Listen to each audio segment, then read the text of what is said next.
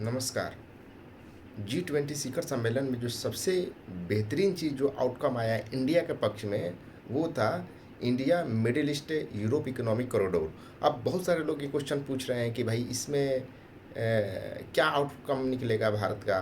तो मैं आपको ये बताना चाहता हूँ कि बहुत पहले आपने एक सुना होगा कि इज़राइल में अदानी ने एक पोर्ट खरीदा, हाइफा पोर्ट। उस समय लोगों को ये चीज़ की खबर नहीं थी कि आखिर इज़राइल में इतना बड़ा इन्वेस्टमेंट अदानी पोर्ट गवर्नमेंट के बोलने पर ऐसा क्यों कर रहा है। इज़राइल भी देने के लिए राज़ी हो गया। उसी समय से इस बात की चर्चा स्टार्ट हो गई थी कि कुछ ना कुछ इसमें एक बहुत बड़ा कुछ ना कुछ चलने वाला है। और इसमें सबसे बड़ा जो इम्पोर्टेंट रोल जो निभाया है इस क्षेत्र में, वो मुझे लग रहा है कि अमेरिका जो है उसमें सबसे ज़्यादा इंडिया को बहुत ज़्यादा मदद किया है, क्योंकि कहीं ना कहीं चाइना को काउंट डाउन करने के लिए उसके द्वारा India middle east Europe economic corridor में बहुत ज़्यादा उसको मदद की गई है। तो हमको लग रहा है कि गवर्नमेंट ऑफ इंडिया और साथ में साथ अमेरिका एंड मिडिल ईस्ट के भी देश और आपका यूरोप के भी देश बहुत दिन से इस पर काम कर रहे थे। अब रहा बात, हम इस प्रोजेक्ट के बारे में बात करना चाहते हैं। तो अगर ये प्रोजेक्ट सक्सेस हो जाता है, ये प्रोजेक्ट अगर सक्सेस हो जाता है, तो इंडिया के साथ साथ सिर्फ इंडिया ही नहीं बल्कि यूरोप के भी देश और साथ में जो मिडिल ईस्ट के भी जो देश हैं, यानी यूएई, सऊदी अरबिया, इसमें जॉर्डन और आपका इजराइल और बाद में इजिप्ट में भी एक अदानी के द्वारा पोर्ट खरीदने की बात चल रही है। मिस्र में अगर वो भी खरीद लिया तो वहाँ से भी अफ्रीकन देश में अगर कुछ इंपोर्ट करना होगा, एक्सपोर्ट करना होगा, वो भी काफ़ी ईजी हो जाएगा।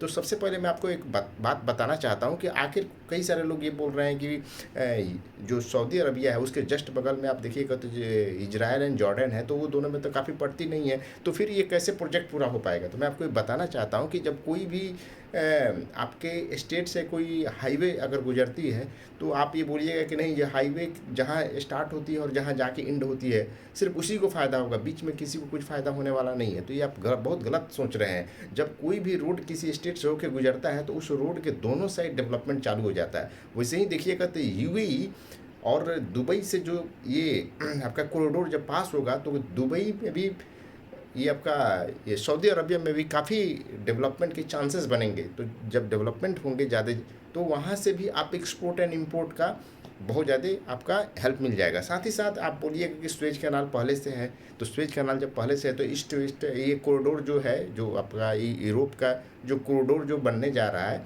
उसमें इससे क्या फ़ायदा होगा? तो हम आपको बता दें कि जो स्वेज कैनाल है उस पर इतना ज़्यादा लोड है कि उसमें से एक साइड से दूसरे से यानी मेटेरियल से आपका रेड सी जाने तक काफ़ी समय लग जाता है, जिसके कारण आपका समय भी बर्बादी होती है और काफ़ी पैसे भी देना पड़ता है। तो अगर ये देखिएगा तो अगर मुद्रा पोर्ट से अगर कुछ भी सामान को भेजना हो तो यूएई आप with port and sea route से भेज सकते हैं। वहाँ से रेलवे ट्रैक चालू होगा और सीधे आपका एंड होगा इजराइल तक, जॉर्डन होते हुए UAE, Saudi Arabia, Jordan and Israel होते हुए वहाँ पर आपका हाइफा पोर्ट पर उतरेगा और हाइफा पोर्ट से डायरेक्ट ही आपका चला जाएगा आपका इटली, देन फ्रांस, देन आपका जर्मनी।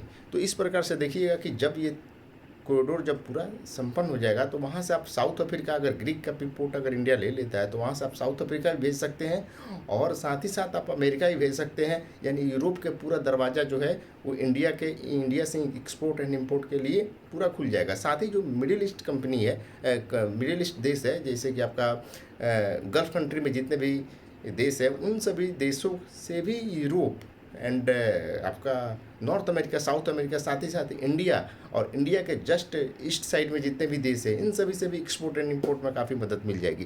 तो मुझे ये लग रहा है कि ये G20 शिखर सम्मेलन का जो सबसे बड़ा जो आउटकम आया वो ये जस्ट कॉरिडोर का आया और इससे हमको लग रहा है कि जितने भी देश इसमें शामिल है उस सभी देश का डेवलपमेंट, एक्सपोर्ट एंड इम्पोर्ट आगे चल के बहुत ज़्यादा होने वाला है। यही मेरा मकसद था इस टॉपिक से आपको बताना। धन्यवाद।